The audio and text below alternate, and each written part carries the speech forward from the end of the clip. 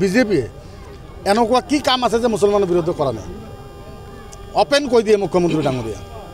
যিখিনি উচ্ছেদ হৈ আছে, কেনেকুৱা উচ্ছেদ হৈ আছে এইটো অসমৰ ৰাইজে সকলোৱে জানে।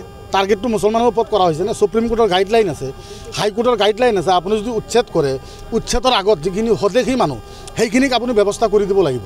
যিখিনি বিদেশী আছে তাৰ লগত আমাৰ কোনো অপশ্যন নাই। আৰু মই আগৰ পৰাও কৈছোঁ যে ইমান ডাঙৰ এটা চৰকাৰ থকা অৱস্থাত ভাৰতৰ প্ৰধানমন্ত্ৰী বিজেপি, ৰাষ্ট্ৰপতি বিজেপিৰ, গৃহমন্ত্ৰী বিজেপিৰ, বহুকেইটা ৰাজ্যত বিজেপি চৰকাৰ আছে, অসমৰ ভিতৰত বিজেপি চৰকাৰ আছে। ইমান ডাঙৰ এটা চৰকাৰ থকা অৱস্থাতো যদি আজিও বাংলাদেশৰ পৰা মানুহ যদি অসমত আহি আছে, ইমান ডাঙৰ এটা চৰকাৰে কি কৰে? ঘাঁহ কাটি আছে কাচি দি। আমাক 2 ঘণ্টা সময় দি দিয়ক চৰকাৰে। 2 ঘণ্টা সময় আপোনাক চৰকাৰক দি দিলোঁ, আপুনি কি কৰিব কৰক। 10 মিনিটৰ ভিতৰত বাংলাদেশী নাইকিয়া কৰি পেলাম।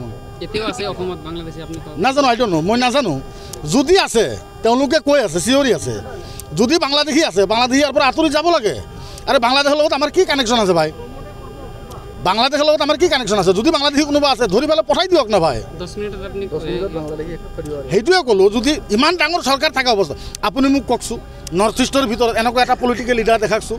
এজনে আছে, সেইটো হ'ল ডক্টৰ হেমন্ত বিশ্ব শৰ্মা ডাঙৰীয়া।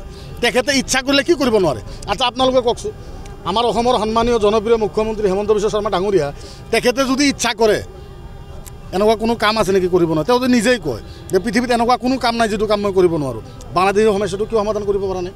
তাৰ মানে কি?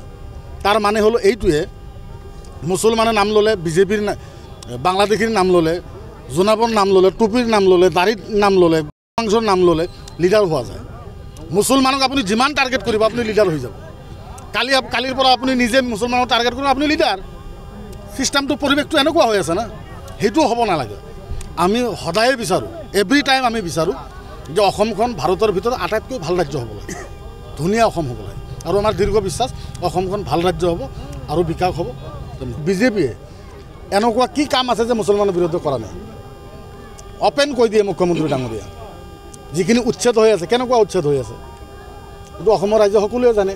টাৰ্গেটটো মুছলমানৰ ওপৰত কৰা হৈছে নে? সুপ্ৰিম কোৰ্টৰ গাইডলাইন আছে, হাইকোৰ্টৰ গাইডলাইন আছে। আপুনি যদি উচ্ছেদ কৰে, উচ্ছেদৰ আগত যিখিনি স্বদেশী মানুহ সেইখিনিক আপুনি ব্যৱস্থা কৰি দিব লাগিব। যিখিনি বিদেশী আছে তাৰ লগত আমাৰ কোনো অপশ্যন নাই।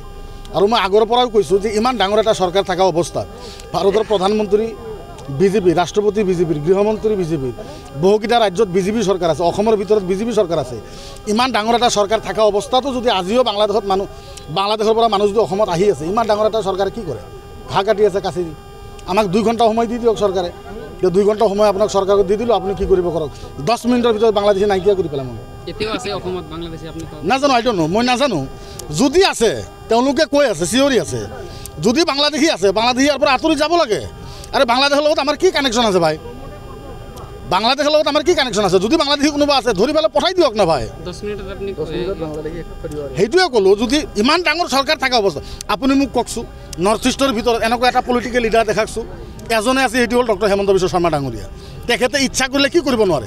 আচ্ছা আপোনালোকে কওকচোন, আমাৰ অসমৰ সন্মানীয় জনপ্ৰিয় মুখ্যমন্ত্ৰী হেমন্ত বিশ্ব শৰ্মা ডাঙৰীয়া, তেখেতে যদি ইচ্ছা কৰে, এনেকুৱা কোনো কাম আছে নেকি কৰিব নোৱাৰে? তেওঁ যদি নিজেই কয় যে পৃথিৱীত এনেকুৱা কোনো কাম নাই যিটো কাম মই কৰিব নোৱাৰোঁ, বাংলাদেশৰ সমস্যাটো কিয় সমাধান কৰিব পৰা নাই? তাৰ মানে কি? তাৰ মানে হ'ল এইটোৱে, মুছলমানে নাম ল'লে, বিজেপিৰ বাংলাদেশীৰ নাম ল'লে, জোনাবৰ নাম ল'লে, টুপিৰ নাম ল'লে, দাড়িৰ নাম ল'লে, মাংসৰ নাম ল'লে লিডাৰ হোৱা যায়। মুছলমানক আপুনি যিমান টাৰ্গেট কৰিব আপুনি লিডাৰ হৈ যাব। কালিৰ পৰা আপুনি নিজে মুছলমানক টাৰ্গেট কৰিব, আপুনি লিডাৰ। ছিষ্টেমটো, পৰিৱেশটো এনেকুৱা হৈ আছে না, সেইটোও হ'ব নালাগে।